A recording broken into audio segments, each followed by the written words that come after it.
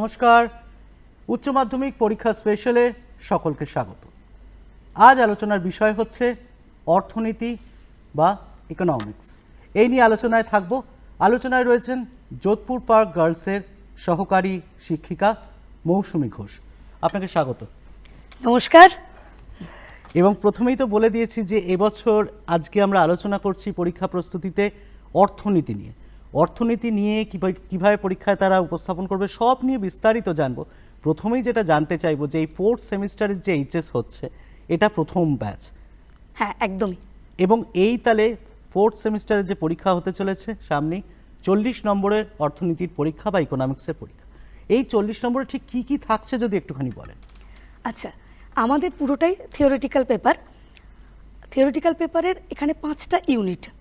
Unit 1-এ মানি, banking, inflation, মানে অর্থ কি, ব্যাংকিং সেক্টর কিভাবে কাজ করে, বা ইনফ্লেশন যেটা আমরা রোজকার শুনছি, মুদ্রাস্ফীতি সবসময় কাগজ খুললেই দেখা যায়, খুব পরিচিত শব্দ। তো এটার কথা প্রথম ইউনিটে থাকছে। সেকেন্ড ইউনিটে আছে গভর্নমেন্ট বাজেট, সেটাও খুব চর্চিত বিষয়, বিশেষ করে এই সময়টা। সে মানে কেন্দ্রীয় বাজেট এবং স্টেটের বাজেট, সব কিছু বাজেটের রিলেটেড যা কিছু, বাজেটের ফাইন্যান্সিং, এই সমস্ত কিছু থাকতে ইউনিট 2-তে। থার্ড ইউনিট হচ্ছে ইন্ডাস্ট্রি, মানে ভারতের শিল্পক্ষেত্র কিভাবে কাজ করছে, কিভাবে সমস্যায় পড়ছে, এগুলো রয়েছে থার্ড ইউনিটে। ফোর্থ ইউনিট যেটা রয়েছে আমাদের, সেখানে রয়েছে সার্ভিস সেক্টর বা পরিষেবা ক্ষেত্র। পরিষেবা ক্ষেত্রে যেমন রয়েছে ট্রেড, সেরকম রয়েছে ব্যাংকিং এবং ইদানিংকালের আউটসোর্সিং, এমনকি আইটি, এগুলো ওর মধ্যে ইনক্লুডেড। আর লাস্ট যে সেক্টরটা সেটা হচ্ছে ইনক্লুসিভ এডুকেশন এবং তার ইনক্লুসিভ গ্রোথ, ইনক্লুসিভ এডুকেশন বলবো না, ইনক্লুসিভ গ্রোথ। আর তার সঙ্গে যে সমস্ত চ্যালেঞ্জেস আমাদের ফেস করতে হয় ইনক্লুসিভ গ্রোথকে এগিয়ে নিয়ে যাওয়ার জন্য বা অন্তর্ভুক্তিমূলক প্রসারকে এগিয়ে নিয়ে যাওয়ার জন্য, সেইগুলো ওখানে আলোচনা করা হয়েছে। এর মধ্যে লাস্ট দুটো টপিক অলমোস্ট মানে নতুনই বলা যেতে পারে।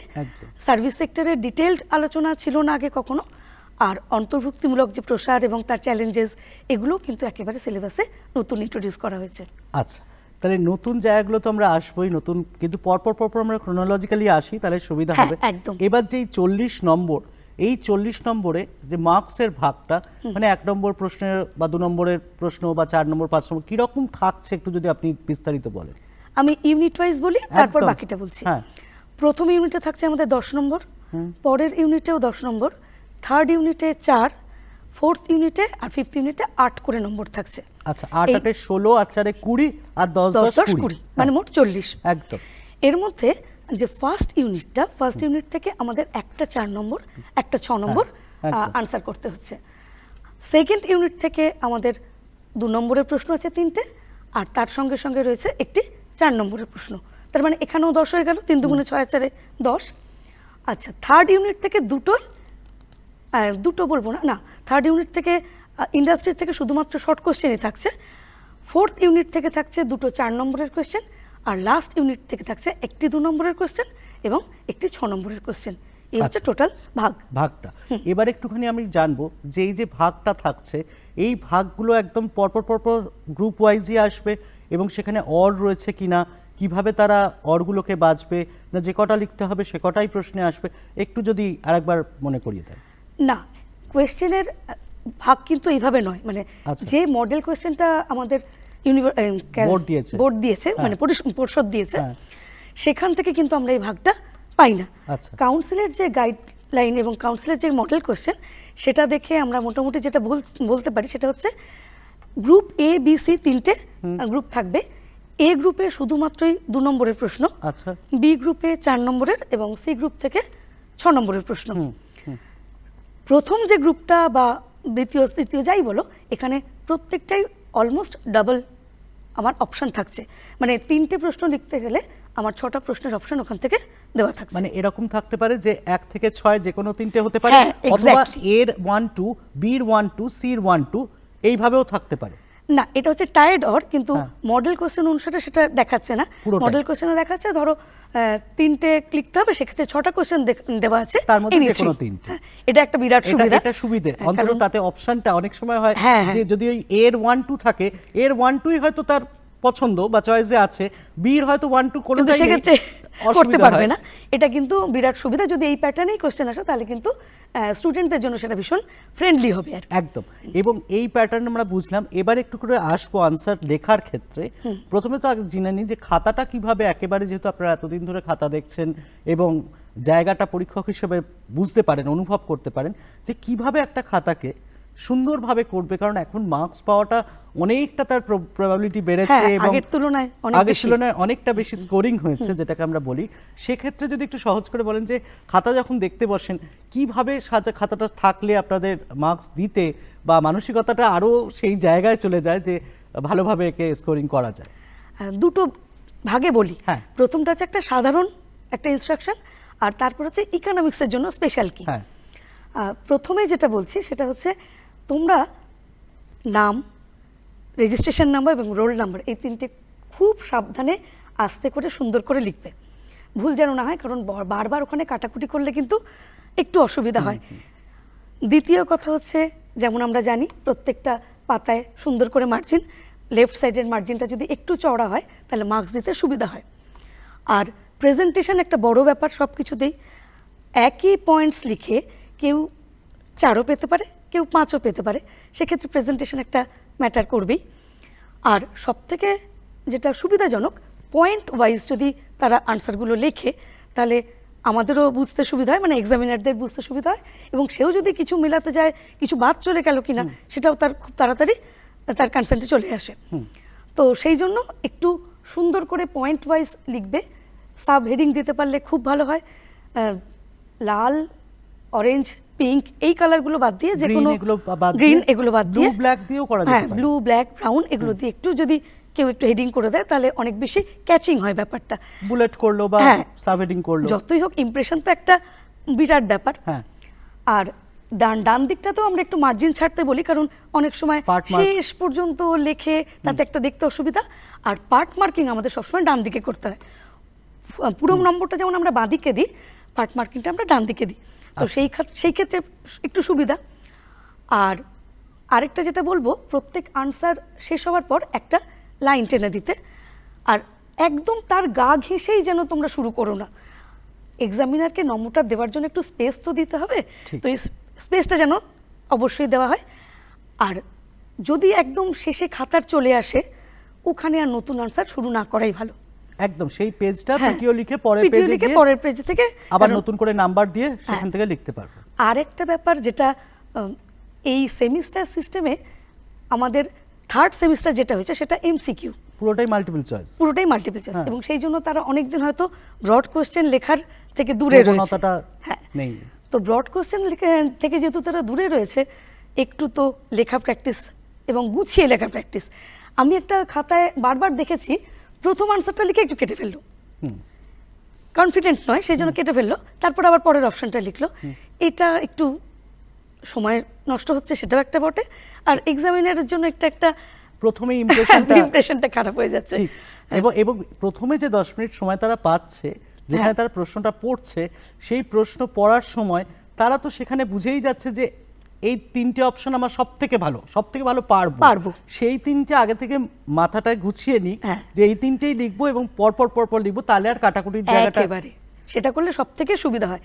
আর মেয়েদের বা ছেলেদের ক্ষেত্রে, মানে শিক্ষার্থীদের ক্ষেত্রে একটু সমস্যা হচ্ছে, তারা কোথাও একটা একটুখানি জায়গা পেলো, সেখানে একটা গুঁজে 2 নম্বরে একটুখানি লিখে দিল। মানে এইগুলো যাতে মিস না হয়, মিস হলে তো স্টুডেন্টেরই নম্বর কম হবে, ঠিক। সেটা তো কোনো পক্ষেরই কাম্য নয়। না। তো সেই জন্য যদি তারা প্রথমেই একটু জায়গা ছেড়ে দিয়ে রাখে, তাহলে ওই রকম ভাবে আর স্পেস ক্রাইসিসে পড়তে হয় না। বা তারা- লাইনগুলো লেখার সময় যাতে হ্যাঁ। স্পষ্ট করে লেখে এবং একটু দুটো লাইনের মধ্যে গ্যাপ থাক। সবার লেখা ভালো হয় না, হ্যাঁ। একটু স্পেস দিয়ে লিখলে বুঝতে সুবিধা হয়। ইলিজিবিলিটি যদি হয় তাহলে তো কোনো পক্ষেরই কিছু করার থাকে না, আমি পড়তে পারছি না, আমি নম্বর দেবো কি করে, মানে রিডেবল হয় যেন। 100 বার। আর সেক্ষেত্রে যদি হাতের লেখা খারাপ হয়, একটু ফাঁক করে লিখলেই মোটামুটি টিচার তো সবাই বুঝতেই পেরে যান। একদম। এবার আমরা এই যে 5টা ইউনিটের কথা বললেন, এই 5টা ইউনিট ধরে এবছরের প্রবাবল একটু কোন এরিয়াগুলো, আমি একেবারে তথাকথিতভাবে বলবো না যে সাজেস্টিভ, কারণ সাজেশন হয় না, এবারে প্রথম যেহেতু এই সেমিস্টার ওয়াইজ পরীক্ষাটা হচ্ছে, কিন্তু তাও এতদিন ধরে প্রশ্ন করছেন, টেস্টের প্রশ্ন, এত বছরের প্রশ্ন অ্যানালিসিস করছেন, সেই জায়গা থেকে তো একটা বোঝা যায় যে এর মধ্যে এগুলো ট্রেন্ডিং, এগুলো হয়তো বেশি একটু জোর দিতে পারে। একটু যদি একদম ইউনিট ধরে ধরে যদি একটু ব্রাশ আপ করে দেন ওদের শেষ মুহূর্তে। আচ্ছা, প্রথম ইউনিটটা ছিল আমাদের মানি, ব্যাংকিং অ্যান্ড ইনফ্লেশন। তো মানি থেকে মোটামুটি কাগজি মুদ্রা, ধাতব মুদ্রা, এগুলোর সুবিধা অসুবিধা কি, বিভিন্ন ধরনের মুদ্রার আমরা জানি টোকেন মানি, স্ট্যান্ডার্ড মানি, এগুলোর ডেফিনেশন, আর অর্থ ব্যবহারের আগে কি অসুবিধা আমরা বোধ করতাম সেগুলোর অ্যানালিসিস করতে হবে। আর যেটা করতে হবে ব্যাংকিং, ব্যাংকিংটা না ভীষণ কমন একটা ব্যাপার, অনেক বছর ধরেই ব্যাংকিংয়ের কোশ্চেন আসছে। তো দুখানা জায়গা, একটা হচ্ছে বাণিজ্যিক ব্যাংক, একটা কেন্দ্রীয় ব্যাংক।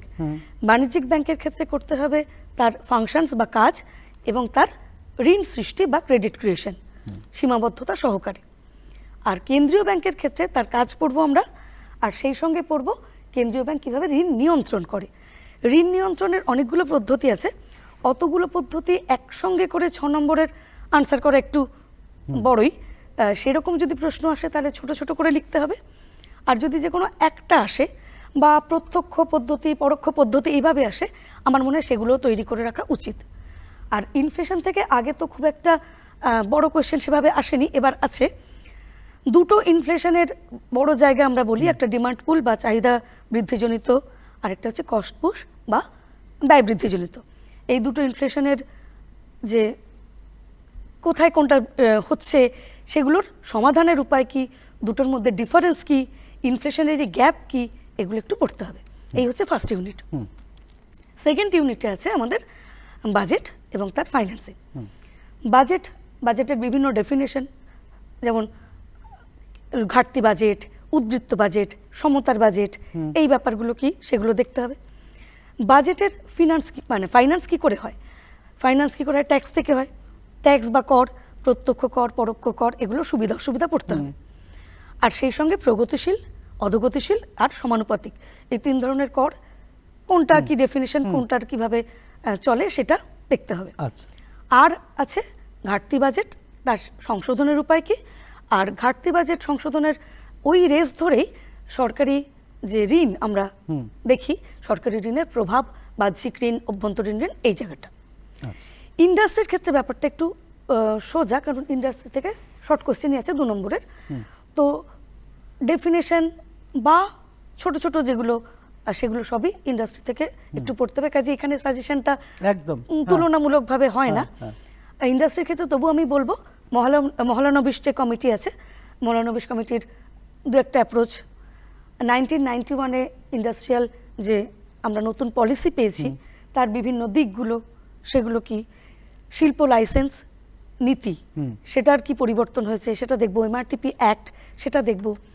এই সঙ্গে সঙ্গে না ওখানে কিছু WTO, তার ক্ষেত্রে ভারতের কন্ট্রিবিউশন, ভারত কিভাবে WTO এর মেম্বার হয়েছে, ভারত কিভাবে WTO থেকে সুবিধা পেয়েছে, এই সমস্তগুলোও আছে।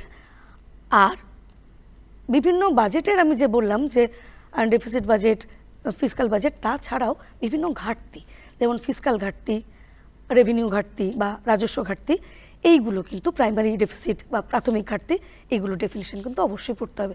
যে এই যে সাস্টেনেবল ডেভেলপমেন্ট গোল, এই গোলগুলো কোথাও কোথাও তো রিচ করার জন্যই আমাদের এই এত সারা বিশ্বের সামিটগুলো হয়। হ্যাঁ, আমাদের সেখানে একটা টার্গেট ফিক্সড হয় যে এই এত বছরের মধ্যে আমরা চেষ্টা করব যে আমাদের এই গ্লোবাল ওয়ার্মিং হোক, এই গ্রিন হাউস এফেক্ট হোক, বা এই জায়গাগুলো থেকে, এবং তার মানব উন্নয়নের দিকগুলোকে ধরা হয়। শুধু তাই নয়, মানব উন্নয়ন যখন আসলেই, মানব উন্নয়ন একটা পার্ট তো আছে এখানে। মানব উন্নয়নের ক্ষেত্রে ভালো থাকা, মানে আমার ঠিকঠাক স্যানিটেশন আছে কিনা, এটাও কিন্তু আমার ভালো থাকার মধ্যে পড়ে। আমার প্রত্যন্ত গ্রামে বিদ্যুতের রিচ আছে কিনা, পৌঁছেছে কিনা বিদ্যুৎ, এটাও কিন্তু আসবে। মানে লাইফস্টাইল যেটা, সেই ডেইলি লাইফস্টাইল, তার মধ্যে যে ভালো থাকা, ওয়েলবিং, সেগুলোও আসবে।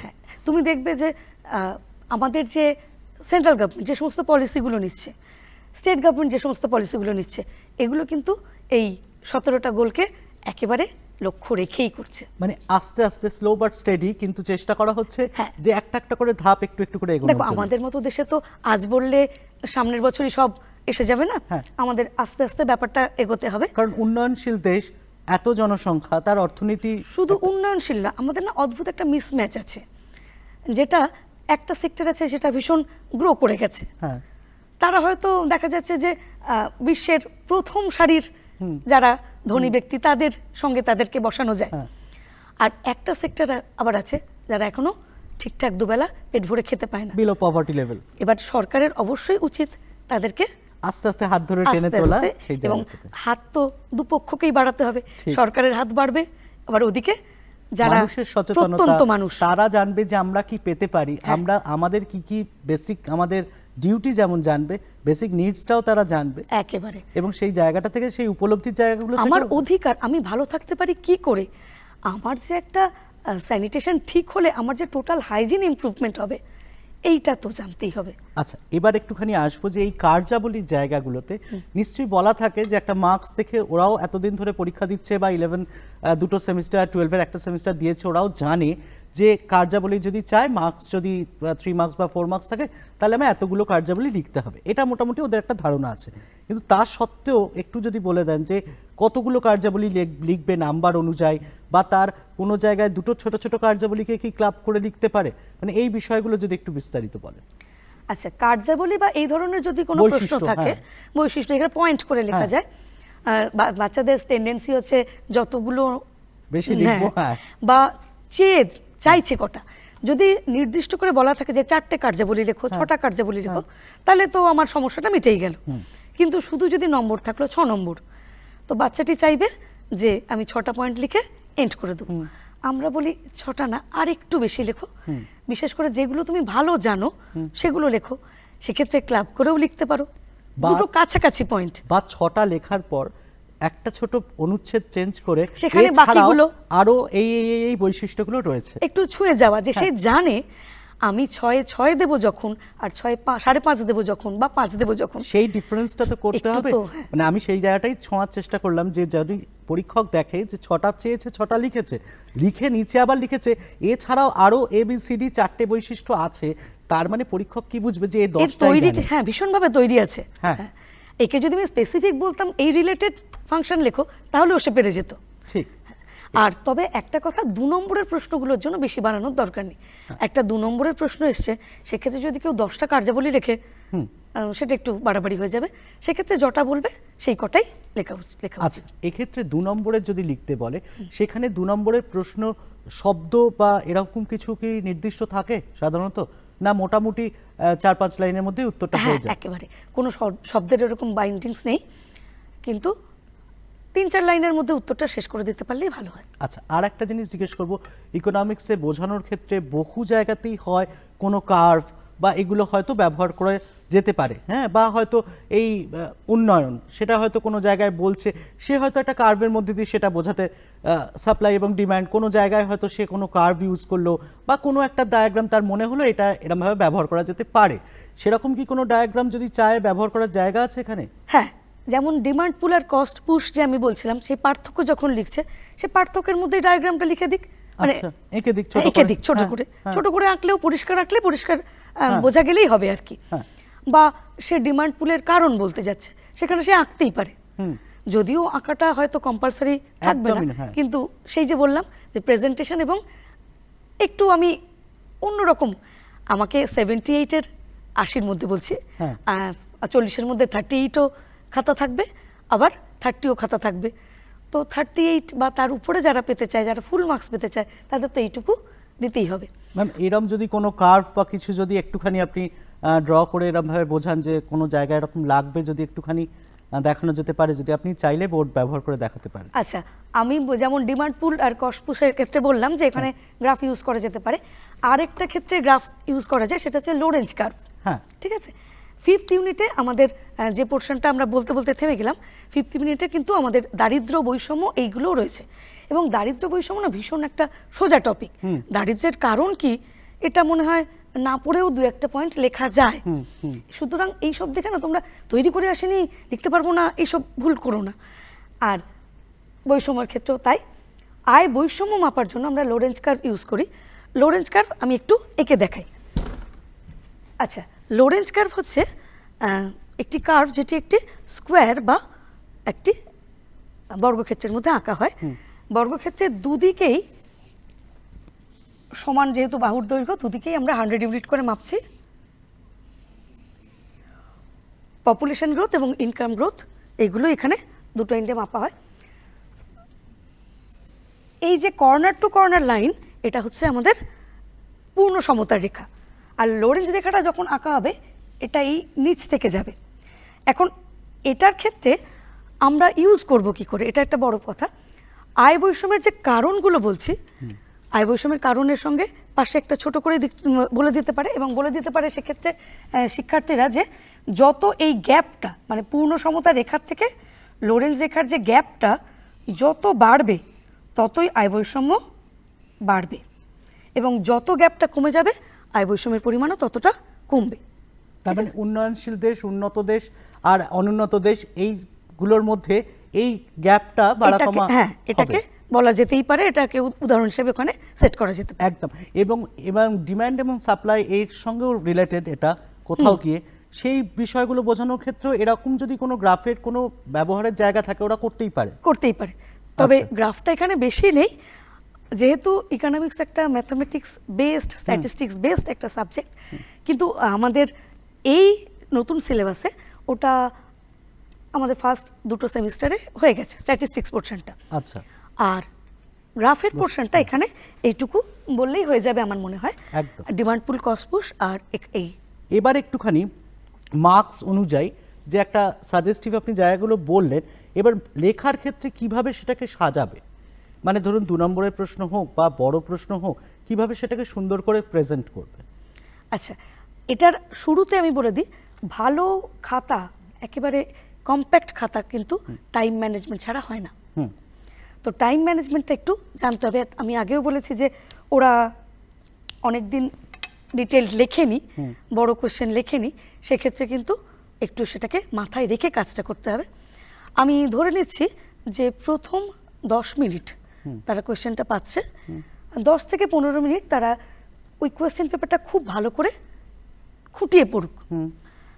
অনেকে মনে করে এটা না ভীষণ একটা বাজে সময় নষ্ট, আমি সময় অপচয় করছি, এটা আমি বলেছিলাম যে বারবার কাটে, তো এটা তো ভালো কথা নয়।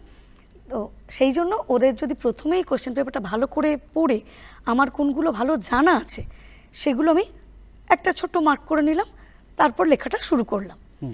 এক্ষেত্রে দুটো ব্যাপারই হতে পারে, আমি একেবারে যেমন কোয়েশ্চেন পেপার পেলাম সেইভাবেই আমি পরপর লিখলাম। এ গ্রুপটায় যে আমি বলেছিলাম যে মডেল কোয়েশ্চেন অনুসারে সেখানে শর্ট কোয়েশ্চেন আছে, বি গ্রুপটায় আছে 4 নম্বরের কোয়েশ্চেন, সি গ্রুপটায় আছে 6, তো সেইভাবেই সে পরপর যেতে পারে যদি সে কনফিডেন্ট থাকে। একদম। আর যে জায়গাগুলো সে কনফিডেন্ট নেই সেই জায়গাগুলো যদি ওইখানটা ছেড়ে যায় তাহলে পরে একটু হলেও সে লিখে দিতে পারে। এক্ষেত্রে মোটামুটি তাকে টার্গেট করতে হবে প্রথম 20 মিনিটের মধ্যে সে প্রথম 6টা 2 নম্বরের কোয়েশ্চেন লিখে ফেলবে। 6 দুগুণে 12, 20 মিনিটের মধ্যে 20 থেকে 25 মিনিট সে শর্ট কোয়েশ্চেনগুলো লিখে ফেলবে। তারপর পরের 40 মিনিট আমি তাকে দিলাম, সে 4 নম্বরে 4টে কোয়েশ্চেন লিখলো। 10 মিনিট করে পাচ্ছে। 10 মিনিট করে পাচ্ছে 4 নম্বরের লেখার জন্য, আমার মনে হয় অনেকটাই। আর শেষ আবার 35-40 মিনিট সে পাচ্ছে দুটো 6 নম্বরের কোয়েশ্চেন লেখার জন্য, প্রায় 16-32 মিনিটেরও বেশি পাচ্ছে, আরো বেশি। তারপর যদি একটু সময় বাঁচাতে পারে 10 মিনিট একটু চোখ বুলিয়ে নিল, কারণ আমরা তো নরমালি জানি যে 5 মিনিট 6 মিনিট হলে একটা পেজ আনসার মোটামুটি লেখাই যায়। আর এবারে কিন্তু নির্দিষ্ট জায়গাতেই কোশ্চেন লিখতে হবে, সুতরাং বারবার কাটাকুটি করলে কিন্তু পেজ দেবে না, আগে থেকেই ওই 24টা পেজের একবারেই বলা হয়ে গেছে। আরেকটা ব্যাপার নতুন এবারে, সেটা তোমাদের শেয়ার করি, সেটা হচ্ছে তোমরা যেখানে সমস্ত কোশ্চেনের আনসার শেষ হয়ে গেল, শেষ হয়ে যাওয়ার পর একটা এন্ডিং লাইন টানলে, তারপর রুমে যিনি ইনভিজিলেটর রয়েছেন তিনি ওই এন্ডিং লাইনের তলায় সিগনেচার করবেন, যাতে কোনোভাবে মানে তার পরবর্তীকালে জায়গাটা ফাঁকা না থাকে বা সেটাকে না। অনেক সময় বাচ্চারা কি করে, খানিকটা জায়গা ছেড়ে দিল, দুটো পাতা গ্যাপ দিয়ে দিল, তারপর আবার খানিকটা লিখলো। এই সমস্যাগুলো যাতে না হয় তাই জন্য আগে থেকে ওটা যে একেবারেই শেষ সেটা বোঝানোর জন্য যিনি ইনভিজিলেটর তিনি ওখানে সই করে দেবেন একেবারে শেষে। একেবারে শেষে। আচ্ছা, আমাদের আলোচনার একেবারে শেষ জায়গায় আমরা চলে এসেছি। একটুখানি যারা এবারে অর্থনীতি নিয়ে পড়বে, কারণ অর্থনীতি বিষয়টাই এমন 11-12 প্রথম তারা পায়, 1 থেকে 10 অবধি পায় না, শেষ মুহূর্তের প্রস্তুতি আমরা বললাম, যদি তাদের জন্য কোনো শুভেচ্ছা বার্তা থাকে। কোয়েশ্চেন পেপার খুব ভালো করে পড়বে, তুমি জানো, নিজের প্রতি কনফিডেন্ট থাকো এবং তুমি যেটা জানো সেটাই সঠিক জানো, একেবারে সেইটুকুকে পুঁজি করে সুন্দর করে একটা প্রেজেন্টেশন তুমি রাখবে ওখানে, তাহলেই দেখবে ভালো মার্কস পাওয়ার আর কোনো সমস্যা হচ্ছে না। আর ইকোনমিক্সের ক্ষেত্রে শব্দ চয়ন খুব সাবধানে করবে। যেমন কোথাও হয়তো লেখা আছে আয়, তুমি লিখে দিলে বিক্রয়লব্ধ আয়, আবার লেখা আছে বিক্রয়লব্ধ আয়, তুমি লিখলে শুধু আয়। এই শব্দগুলো কিন্তু মাথায় রাখতে হবে। আপনাকে অনেক অনেক ধন্যবাদ এত সুন্দরভাবে সহজভাবে বিষয়টা তুলে দেওয়ার জন্য। অবশ্যই উচ্চ মাধ্যমিক পরীক্ষা স্পেশালে অর্থনীতি নিয়ে যারা পরীক্ষা দিতে চলেছে তাদের অনেকটা বুঝতে সুবিধা হলো যে কিভাবে তারা পরীক্ষার খাতাটা সাজাবে, কিভাবে প্রশ্ন নির্বাচন করবে, কিভাবে এই পরীক্ষায় সাফল্য পাবে। সকলের জন্য অনেক অনেক শুভেচ্ছা, শুভকামনা রইল। এইভাবেই সঙ্গে থাকুক পরীক্ষা স্পেশাল, আর সঙ্গে রাখতেই হবে কলকাতা দূরদর্শন।